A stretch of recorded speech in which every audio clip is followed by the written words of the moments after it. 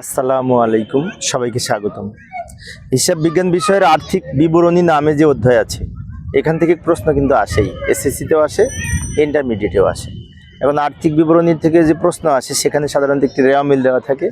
সেই রেওয়া মিল থেকে আবার এই আয় বিবরণী প্রস্তুত করতে বলে, বিশদ বিবরণী।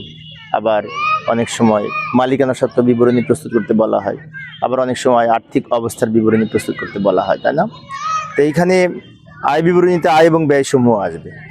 তো আয় এবং ব্যয় সমূহ আমরা যখন লিখবো তখন কিন্তু যদি বিশদায় বিবরণী বলে ভাগ ভাগ করে লিখতে হবে। কিভাবে লিখব? প্রথমে বিক্রয় দিয়ে শুরু করব। আয় বিবরণী বিক্রয় লিখব, বিক্রয় থেকে বিক্রয় ফেরত বাদ দিব, বিক্রয় বাদটা বিয়োগ করব, বিক্রয় ফেরত বিক্রয় বাদটা বিয়োগ করার পরে আমরা এই সাধারণত এই নিট বিক্রয় পাবো। বিক্রয় থেকে বিক্রয় ফেরত বিক্রয় বাদটা বাদ দিয়ে নিট বিক্রয় পাবো। সেই নিট বিক্রয় থেকে আবার এই আমাদের বিক্রিত পণ্যের ব্যয় বাদ যাবে। এবং বিক্রিত পণ্যের ব্যয়টা কিন্তু বের করতে হবে। বিক্রিত পণ্যের ব্যয়টা বের করা থাকে না, এটি বের করতে হবে। তো বিক্রিত পণ্যের ব্যয় বের করার জন্য আমাদের প্রথমে প্রারম্ভিক মজুদ পণ্য লিখব। প্রারম্ভিক মজুদ পণ্যের সাথে সমন্বয় কম থাকে, যদি সমন্বয় থাকে তাহলে বাদ দিব প্রারম্ভিক মজুদ পণ্য থেকে, তাই না? প্রারম্ভিক মজুদ পণ্যের পরপরই আমরা লিখব ক্রয়। ক্রয়ের সাথে সমন্বয় থাকেই, তাই ক্রয়টা আমরা যদি 3টা কলাম টানি তাহলে ক্রয়টা প্রথম ঘরে লিখব। প্রথম ঘরে লেখার পরে ক্রয় থেকে ক্রয় ফেরত বিয়োগ করব, ক্রয় বাদটা বিয়োগ করব এবং অলিখিত ক্রয় থাকলে যোগ করব। তাহলে ক্রয় থেকে ক্রয় ফেরত বিয়োগ, ক্রয় বাদটা বিয়োগ এবং অলিখিত ক্রয় যদি থাকে ওটা আবার যোগ করব। আচ্ছা, আবার অলিখিত ক্রয় ফেরত থাকলে সেটাও বিয়োগ করব। তাহলে আমরা কিন্তু নিট ক্রয় পাবো। আচ্ছা, এবার নিট ক্রয় এর পরে মজুরি লিখব। মজুরির সাথে বকেয়া থাকলে যোগ করব। তারপর জাহাজ ভাড়া যদি অঙ্কের মধ্যে থাকে লিখব, আমদানি শুল্ক অঙ্কের মধ্যে থাকলে লিখব, ডক চার্জ, তাই না, কুলির মজুরি এরকম যদি থাকে সেগুলি লিখব। পরিবহন খরচ, ক্রয় পরিবহন, আন্তঃপরিবহন এগুলো যদি থাকে তাহলে লিখব ঠিকঠাক। লেখার পরে এই সব যোগ করব। ওই যে প্রারম্ভিক মজুদ পণ্য, ক্রয়, তারপরে হচ্ছে আমদানি শুল্ক, এসব যোগ করব। যোগ করে যে টাকাটা হয় সেখান থেকে সমাপনী মজুদ পণ্য বিয়োগ করব। সমাপনী মজুদ পণ্য বিয়োগ করলে আমরা কি পাবো? বিক্রিত পণ্যের ব্যয় পাবো। এবার ওই যে প্রথমে লিখলাম না নিট বিক্রয়, ওই নিট বিক্রয় থেকে বিক্রিত পণ্যের ব্যয় বাদ দিয়ে মোট মুনাফা পাবো। এই মোট মুনাফা থেকে পরিচালন ব্যয় বিয়োগ করতে হবে। মোট মুনাফা থেকে পরিচালন ব্যয় বিয়োগ করব। তো পরিচালন ব্যয় যখন বিয়োগ করব, পরিচালন ব্যয় এখানে ভাগ ভাগ করে লিখতে হবে। কিভাবে? পরিচালন ব্যয় কোনগুলি? পরিচালন ব্যয় হচ্ছে যে সমস্ত ব্যয়সমূহ ব্যবসা পরিচালনার জন্য হয়। যেমন এই অফিসে যে সমস্ত ব্যয় হয়, বিক্রয় করার সময় যে সমস্ত ব্যয় হয়, এগুলো হচ্ছে পরিচালন ব্যয়। তো পরিচালন ব্যয়ের মধ্যে রয়েছে বেতন, ভাড়া, কমিশন, বাট্টা, বিজ্ঞাপন, বিমা সেলামি, অফিস খরচ, এইগুলি, তাই না? বিক্রয়, পরিবহন, তারপর হচ্ছে কি যে বহি পরিবহন, রপ্তানি শুল্ক, এরকম যে সমস্ত খরচগুলি পরে হয়, পরোক্ষভাবে হয়, সেগুলি হচ্ছে এই পরিচালন ব্যয়। আচ্ছা, তো মোট মুনাফা থেকে পরিচালন ব্যয় বিয়োগ করে আমরা পাবো পরিচালন মুনাফা।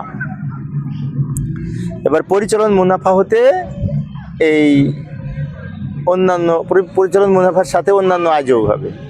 অন্যান্য আয়ের মধ্যে রয়েছে বিশেষ করে শিক্ষানবিশ সেলামি প্রাপ্তি, বাট্টা প্রাপ্তি, কমিশন প্রাপ্তি, বিনিয়োগের সুদ প্রাপ্তি, সঞ্চয়পত্রের সুদ প্রাপ্তি। তারপরে এই যে আয়গুলা হচ্ছে অন্যান্য আয়, এগুলি সব হচ্ছে পরিচালন ব্যয়। লভ্যাংশ প্রাপ্তি, এগুলো হচ্ছে পরিচালন ব্যয়। তো পরিচালন ব্যয় যোগ করার পরে আমরা যে টাকাটা পাবো সেখান থেকে অন্যান্য ব্যয় বিয়োগ করব। এবার অন্যান্য ব্যয়ের মধ্যে আছে এই অন্যান্য ব্যয়ের মধ্যে আছে ঋণের সুদ, বিবিধ ক্ষতি, আগুনে বিনষ্ট পণ্য, তাই না? তারপর হচ্ছে কি যে এই সমস্ত ক্ষতিগুলা। কি তুমি বাদাম বাদাম একটু পরে নিতে হবে, যে আমি ক্লাস নিয়েছিলাম, এই বাদাম বিক্রি করতে এসেছি। ক টাকা বাদামের পিস? কত? 10 টাকা। তাহলে তুমি একটু ঘুরে আসো, আমি একটু পরে নিচ্ছি, ওর সাথে একটা বাদাম নিব আমি। ঠিক আছে? তোমার নাম কি? রাফি। রাফির সাথে একটা বাদাম নেবো। যাও তুমি ঘুরে আসো, একটা বাদাম নিব। আচ্ছা, যেখানে ছিলাম একটা ছেলে বাদাম বিক্রি করতে আসছিল, বেলস পার্কে বসে আমি ক্লাসটা নিচ্ছিলাম। তো যাই হোক, এই যেখানে ছিলাম অন্যান্য ব্যয়সমূহ যেগুলি থাকবে, ঋণের সুদ টুদ খরচ টরচ, সেগুলি বিয়োগ করে আমরা নিট মুনাফা পাবো। আচ্ছা, এবার নিট মুনাফা বের করার পরে আমাদের এই বিষাদায় বিবরণী শেষ হবে। তাহলে বিষাদায় বিবরণী থেকে আমরা কিন্তু মোট মুনাফাও পাচ্ছি, নিট মুনাফাও পাচ্ছি, তাই না? আচ্ছা, এবার আসি মালিকানা সত্ত্ব বিবরণী প্রস্তুত করব। তো মালিকানা সত্ত্ব বিবরণীতে সাধারণত আমরা এই প্রারম্ভিক মূলধন দিয়ে শুরু করব। মালিকানা সত্ত্বের শুরুতে প্রারম্ভিক মূলধন লিখব। প্রারম্ভিক মূলধনের সাথে অতিরিক্ত মূলধন থাকলে যোগ করব, নিট মুনাফা যোগ করব, তাই না? মূলধনের সুদ সমন্বয় থাকলে যোগ করব, উত্তোলন বিয়োগ করব, উত্তোলনের সুদ বিয়োগ করব, পণ্য উত্তোলন বিয়োগ করব, এগুলো যোগ বিয়োগ করব, নিট মুনাফা থাকলে যোগ করব। তাহলে প্রারম্ভিক মূলধনের সাথে অতিরিক্ত মূলধন যোগ, নিট মুনাফা যোগ, মূলধনের সুদ যোগ, উত্তোলন বিয়োগ, আয়কর বিয়োগ, এগুলি সব বিয়োগ করে যেটা পাবো সেটা হচ্ছে সমাপনী মূলধন। এটার সাথে আবার আমরা কি করব, ওই যে সাধারণ সঞ্চিত তহবিল থাকলে সেটাও যোগ করব। যোগ করে যেটা পাবো সেটা হচ্ছে মালিকানা সত্ত্ব। এবার মালিকানা সত্ত্ব বের হওয়ার পরে আমরা কি করব, এই মালিকানা সত্ত্ব বিবরণীতে আমরা এটা বের করলাম। এরপরে আর্থিক অবস্থার বিবরণীতে সম্পদ এবং দায় লিখতে হবে আলাদা আলাদা করে। প্রথমে সম্পদ পাশ যদি লিখি, তো সম্পদ পাশে আমরা চলতি সম্পদ দিয়েও শুরু করতে পারি, স্থায়ী সম্পদ দিয়েও শুরু করতে পারি।